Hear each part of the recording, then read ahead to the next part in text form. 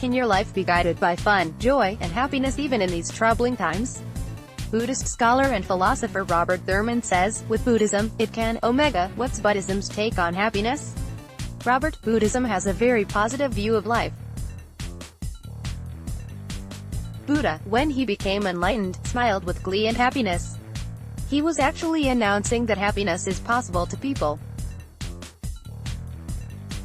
The only reason he mentions suffering is that if one remains confused and doesn't find the reality of oneself, then one will automatically bump into things and then one will suffer. People say, ignorance is bliss, they don't want to know what reality is. It's too scary, you know.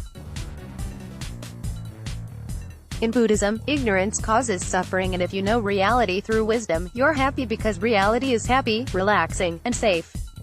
That's what Buddha was announcing, and that's why Buddhism has been a popular movement in history for thousands of years, because it gives people a sense of relief. It gives people the sense that maybe things could work out after all. I am writing a book now called Buddhists Have More Fun. When people first meditate, they get very serious, but the main objective in Buddhism is for people to gain a sense of true optimism about themselves and their life. They can do that without having a religious conversion. Buddhism is more science than religion in the sense that having faith and believing something good is good, but it's not that strong if you don't have common sense reasons for doing so. Blind faith seems to be irrational.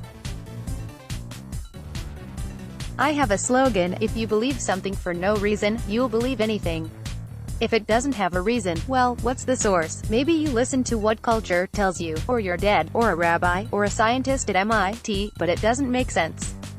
Don't believe it, just because they told you. If you first look at something scientifically in a sense and analyze what it is, try to understand it, and have thought experiments, think deeply about things, then it seems to make sense to you. That's what a scientist does. Make a hypothesis and verify it in experiments. I've always hearkened back to Henry David Thoreau's statement, "The mass of men today lead lives of quiet desperation." He said it in the 1830s, but there was scale industrialization going on like we're still in now. We're in the endgame of it now, so the planet has taken a level of industrialization and we've poisoned everything. And we're still having quiet desperation. Once we're in despair, then we don't have fun. Ignorance is not bliss, ignorance breeds suffering. And knowledge and wisdom and intuition breed bliss. We want to try to diminish ignorance and increase knowledge and intuition.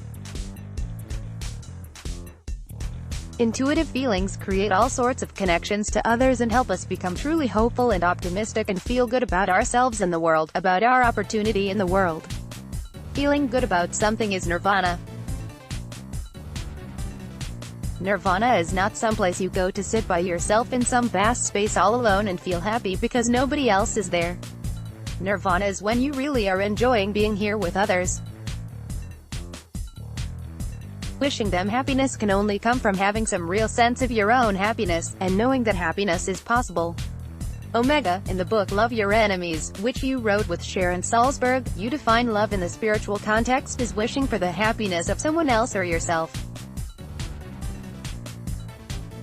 Is there a practical way to apply this concept when it comes to interacting with others who have opposing social or political views? Robert, punching is more harmful to the puncher than hugging is to the hugger.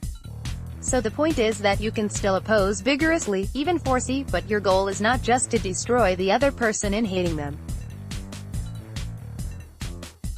Your goal is to make them happy and get them into a peaceful situation.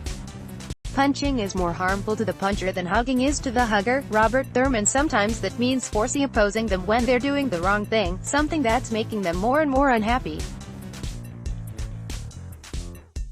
The idea of loving your enemies is really good advice from Jesus, Buddha, and Muhammad, and all the great teachers of humanity. Your enemy is only your enemy because they're really unhappy about you, and so they think by getting rid of you or suppressing you they're going to be happy. But you know that won't make them happy because then they'll have other people they want to get rid of and suppress. They will still be frustrated. You want them to be happy without being your enemy.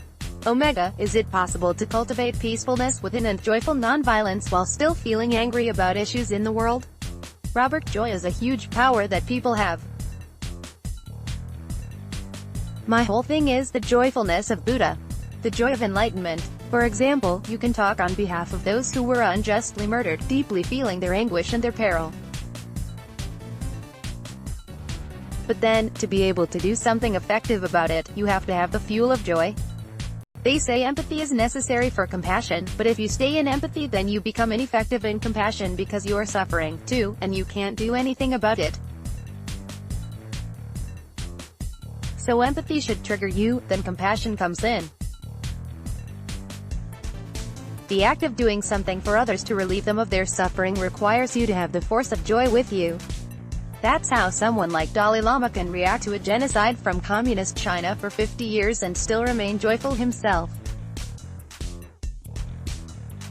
He is still disapproving and doing everything humanly possible to try to ameliorate the situation. People will say, what good is nonviolence doing? I would ask them, how are they doing in Afghanistan? There, everybody is angrily and violently reacting to the Russian invasion. Then it was an American invasion.